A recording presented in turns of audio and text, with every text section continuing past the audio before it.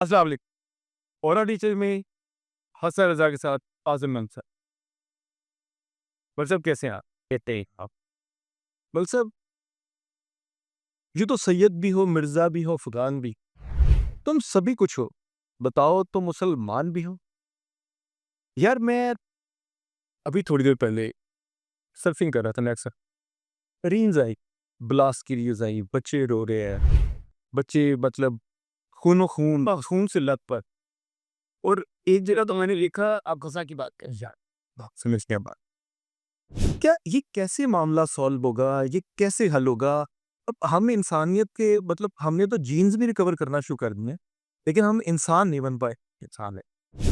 हसन साहब देखिए, ये बड़ा ही अनफॉर्चुनेट है। देखिए, मैं आप कहूँ कि ये ऐसा इशू है, जिस तरह से पिछले 2 साल से गज़ा के अंदर बर्बरियत और ज़ुल्म का बाज़ार गर्म।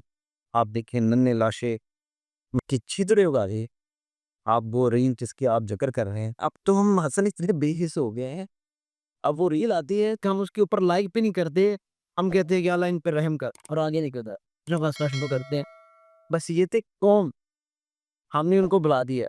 हम जो पाकिस्तान उम्मत मुस्लिमा का दर्द लिए करते थे। आपको याद होगा ज़ुल्फ़िकार अली भुट्टो साहब ने यहाँ पर पहली इस्लामी सरबराही कॉन्फ्रेंस को आई, तो वो कॉन्फ्रेंस इसलिए थी, उम्मत मुस्लिमा को उसका एक इत्तेहाद कर यूनाइट कर। दुनिया में हर चीज़ का इत्तेहाद, देखिए जानवरों का भी इत्तेहाद। आप ये देखें कि आप किसी परिंदे को कौवा एक परिंदा है, आप उसे उसे छेड़े, तो यकीन करें पानी से कौवे आ जाते हैं आप। और आप लोग कौवों से भी कह गुज़रे। आप सही कह रहे हैं, भेड़िए भी मिलके शिकार करे। मेरे ख्याल में मुसलमानों को भी मिलके शिकार हो। क्रिश्चियंस इकट्ठे हैं, ज्यूज़ इकट्ठे हैं, हिंदू इकट्ठे हैं, सिख इकट्ठे हैं। नहीं इकट्ठे तो आप मुसलमान इकट्ठे। वो कहाँ गए मुसलमान?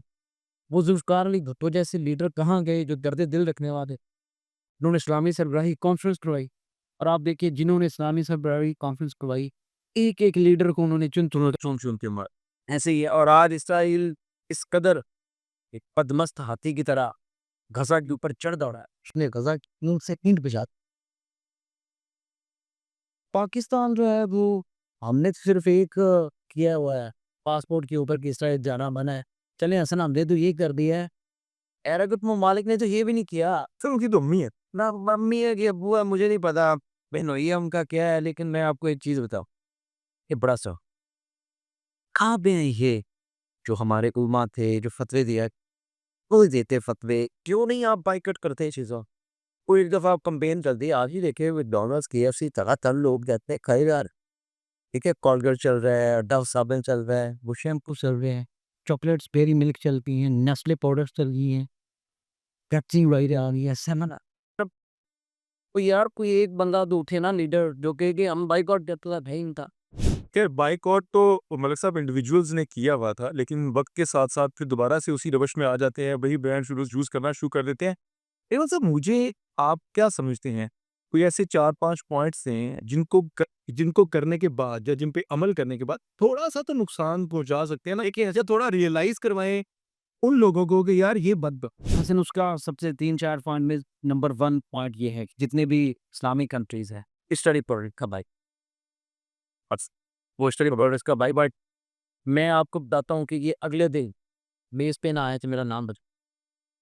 दूसरी बात की कि जो अरब लीग है, वो अपना रोल अदा करे, तमाम अरब कंट्रीज़ को इकट्ठा करे और इसराइल के साथ दो-दो मा तीसरा भारतीय सतह के ऊपर तमाम जो इस्लामिक कंट्रीज़ हैं वो, और जो इन इस्लामिक कंट्रीज़ के जो दोस्त ममालिक जैसे पाकिस्तान का, चाइना है, ठीक हो गया, ठीक है? इस तरह से जो दीगर इस्लामिक कंट्रीज़ जिनके साथ जैसे हमारा भारत के साथ है, हम भारत को साथ इन्वॉल्व कर सकते हैं क्योंकि नेबर है ना हमारा अफ़गानिस्तान है, हमारे साथ श्रीलंका है। एशियन ब्लॉक को मजबूत करके हम डिप्लोमेटिकली उनके ऊपर एक प्रेशराइज़ करते हैं, उनको वो दुनिया में तन्हा।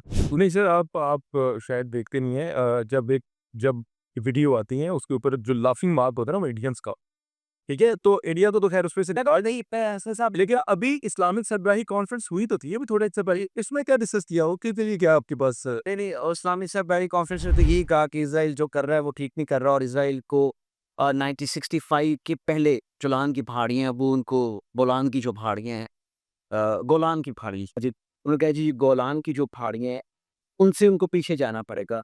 वो तो हमेशा से कहते हैं यार, जैसे पाकिस्तान का मकबूजा कश्मीर के साथ इशू है, तो यूएनओ कहता है जी, अक्सर कहता है अक़वाम मुत्तहिदा की करारदादों के मुताबिक कश्मीर हमें चाहिए। वो करारदादें हैं, वो करारदादें नहीं है यूएनओ की, जिनके ऊपर अमल करने के लिए यूएनओ चार्टर कहता है कि बाय फोर्स आप करें। ये वो करारदादें हैं जो बस ऐसे आप समझिए कि एक टोकन ऑफ फॉर्मेलिटी, फॉर्मेलिटी एक टोकन होता है कि जी आपने प्रोटेस्ट किया जी इनके मुताबिक आपके।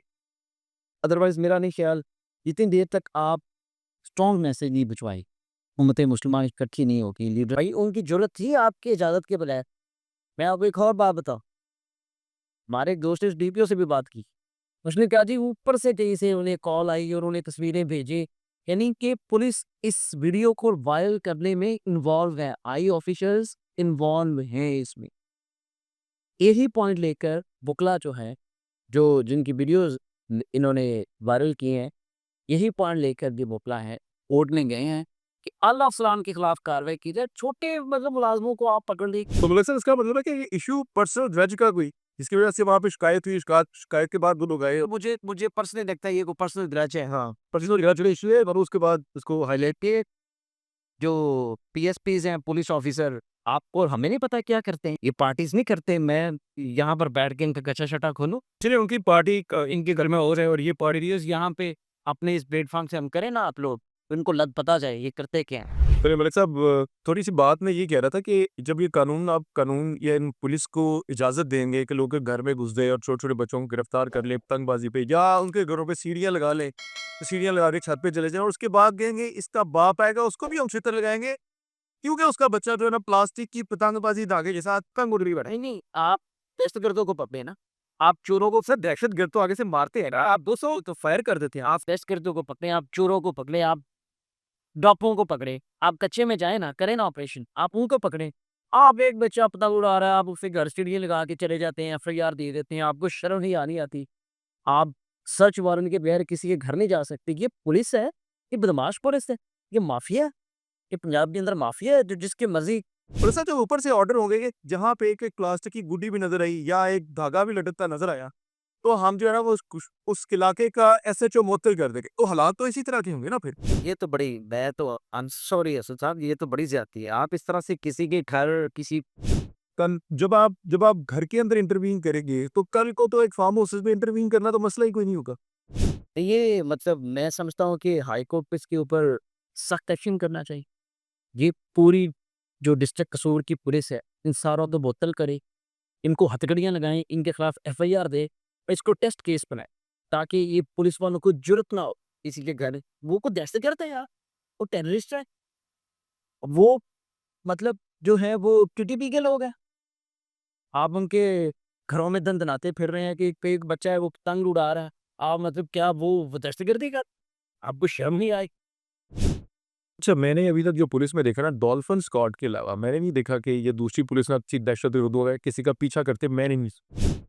थोड़ी देर से तक मैंने देखा था कि वो ज़रा बहादुरी करती हैं और पीछे लग जाते हैं डकैत्स वगैरह के, वरना डकैत मैं और आप खुद ही फाजिल साहब मैं आपको बताऊँ लाहौर के अंदर ये मैं अब इस ये आखिरी बात मैं करने जा रहा हूँ।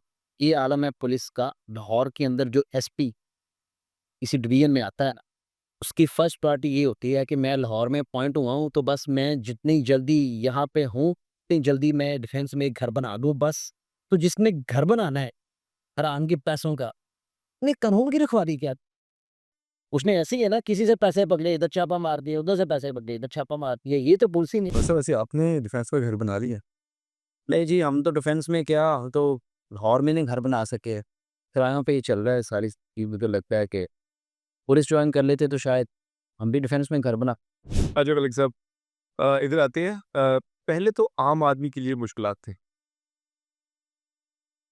जो व्हाइट कॉलर पर्सन है उसके लिए मुश्किलात थी। फिर इधर बोला है कि अब गदारों की भी मुश्किलात पैदा हो जाएगी और मतलब उनका भी ना घेरा ताई चाहिए होता है। मतलब आप समझ रहे हैं मैं क्या कह रहा था? यार असल वैसे साहब मैं आपको बताऊँ कि ये अच्छा है आपने इसके ऊपर भी आज बात की है।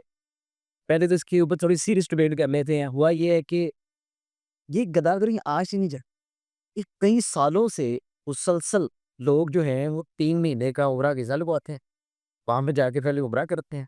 उम्रा करने के बाद हरम में उम्रा कर रहे हैं तो आपके पास एक बंदा आ जाए। सर उनको अल्लाह देता है, आपको तो मसले नहीं है, अल्लाह आपको दे रहा है। अल्लाह कहता है मैं तो हरम में आके लोगों से मांगो। सिर्फ देखिए देखिए हम भी वहाँ मांगने जाते हैं ना, तो नहीं, वो आप अल्लाह से मांगने जाते हैं और वो इंसानों से मांगने ना आते। पर आप तो ये पे जहाँ सबसे ऊपर वाली जो क्लास है वो भी मांगने जाती है, या सबसे नीचे वाली जो क्लास है सोशियो इकोनॉमिक क्लास वो भी मांगने जाती है। ऐसे ही है बस। वो हमारे एक दोस्त हैं, वो कहा करते थे कि सियासतदान जो हैं जब सऊदी अरब में एग्ज़ाइल में जाते हैं, जलावतनी होती है, तो जब वापस आते हैं तो उनकी फैक्ट्रियों में इज़ाफ़ा हो चुका होता है, घरों में इज़ाफ़ा हो चुका होता है। तो जब हम जाते हैं तो सिवाय खजूरों के और आबे ज़मज़म के हमें कुछ मिलता ही नहीं है। तो भई हम तो वो आबे ज़मज़म और खजूरों वाली क्लास है। अच्छा देखिए, ये अरसा दराज से चलता आ रहा है, ये एक मुनज़्ज़म गिरोह है, ठीक है? ये क्या करते हैं कि 3 महीने का वीज़ा लगवाया। अच्छा, इनके पास पूरी प्लेटून है। 3 फॉर एग्ज़ाम्पल 3-3 महीने, फॉर एग्ज़ाम्पल ये बन गए 6 लोग बन गए। अच्छा, ये क्या करते हैं, तो ये 3 महीने का वीज़ा लगवाते हैं लोगों की। इनके पास पूरी प्लेटून है। जी, जी। अच्छा, ये उनके पेरोल की, ये मुलाज़िम है, ये पैसे जो इकट्ठे करते हैं, ये रात को अच्छा बेसिकली कंपनीज़ बनी हैं, ये कॉर्पोरेट सेक्टर है। कॉर्पोरेट सेक्टर है पूरा गदागरों। ये गदागरों का कॉर्पोरेट सेक्टर है। मैं विशेषतः आपने सुना था कि अब उसने अपनी नानी या दादी का मतलब चेलम किया और उसपे उसने पता नहीं 4000 लोगों को खाना खिलाया। सर मैं आपको बता रहा हूँ, ये पूरा कॉर्पोरेट सेक्टर है। ये क्या करते हैं, लोगों को हायर करती, 3 महीने का वीज़ा लेके दे दीजिए। वो जाता है, वो उम्रा करता है, उम्रा करने के बाद वो ड्यूटी पे लगता है, तो उसकी 8 घंटे की शिफ्ट हो। अच्छा, लोग हैं, कहता है 8 घंटों की शिफ्टें करनी। अच्छा, वो हरम के इर्द-गिर्द ही रहते हैं। उन्होंने स्पॉट्स जो है ना, वो बताइए रखिए। देखी हैं वो स्पॉट्स। उन्होंने वो स्पॉट्स रखी हुई हैं। वो स्पॉट्स पे खड़े होते हैं, वो आपके पास आते हैं, वो पहचानते हैं पाकिस्तानी, बंगाली, हिंदुस्तानी, ठीक है जी? इनको वो पहचानते हैं। ये मतलब ये उर्दू में बात करे, ये हमें समझ आया। तो उनको जाके क्या-क्या तरीका बा बताइए। अस्सलाम वालेकुम जी, मैं हरम में आया था, नमाज़ पढ़ी ज़ोहर की। मैंने अपना सामान रखा था, उस सामान में मेरा पासपोर्ट भी था और कुछ पैसे थे, तो वो कहीं गुम गया। तो खुदा के घरों में झूठ तो बोल नहीं रहा, मुझे कुछ ये स्क्रिप्ट है, मेरी इमदाद की। स्क्रिप्ट चाहिए। ये स्किप्ट होता है। वो फिर मेरे जैसा या आप जैसा लोग है, उसके पास रियाल होती हैं, 5 रियाल दे दिए। कोई बेचारा जो आप जैसा ज़्यादा सकी देता 100 रियाल की दे दिया। तो ये 3 महीने लगाते हैं, खत्म करते हैं, ठीक है? फिर ये वापस आ, दूसरी पार्टी चले। फिर ये 3 महीने स्टे करते हैं, उतनी देर में दूसरी पार्टी वहाँ चली। अच्छा, तो ये अरबों रुपए का वो धंधा है, जो इन कर रहे हैं सररास। एक हो गया, एक तो चीज़ ये है। अब इसके ऊपर वफ़ाकी वज़ीर दाखिला मोहसिन नकवी साहब ने बड़ा स्ट्रिक्ट एक्शन लिया। अच्छा, उसकी वजह ये थी कि बदनामी कौन ज़्यादा हो, सऊदी अरब में हम फ़कीरों की वजह से बदनाम हो रहे हैं कि पाकिस्तान से सारे फ़कीर सऊदी अरब में आते हैं। लेकिन जी पाकिस्तान से जाते हैं नहीं, कि बनाए का वीज़ा ले। तोबर ने ये किया है कि जो शख्स वहाँ पर गदागरी कर रहा होगा पाकिस्तान का, अगर वो अरेस्ट होने के बाद जैसे ही उसे पाकिस्तान डिपोर्ट किया जाएगा, उसका एक वो फ़ाइल तैयार होगी। जैसे ही वो फ़ाइल यहाँ पर पहुँचेगी कि ये शख्स गदागरी के जुर्म में पकड़ा गया और पाकिस्तान में अगर पकड़ा गया तो अगर पकड़ा गया, अब पकड़ा जाएगा, आप फ़िक्र ना, कानून बड़े सख्त हो रहे हैं। तो जैसे ही वो पाकिस्तान पहुँचेंगे, इन लोगों ने पाकिस्तान कई बार विवाद कर दिया। सर कानून तो सख्त हो रहे हैं, इम्प्लीमेंट कौन कर रहा मैं वो अब इम्प्लीमेंट है? इम्प्लीमेंट तो वही पुलिस। इम्प्लीमेंट्स की तरफ आ रहे हैं। अब उसको छोड़े, ये अब इम्प्लीमेंट दूसरी तरफ से, अब इम्प्लीमेंट होगा एफआईए, क्योंकि आप रोक तो सकते नहीं कि इतनी बड़ी तादाद में लोग जाती। फैसला ये लिया गया वज़ारत दाखिला के कि जो शख्स गदागरी के लिए पकड़ा जाएगा, सऊदी अरब, दुबई या कहीं से, उसे डिपोर्ट किया जाएगा पाकिस्तान। पाकिस्तानी एफआईए हुकाम फौरी तौर पर उसका पासपोर्ट ब्लॉक कर दें।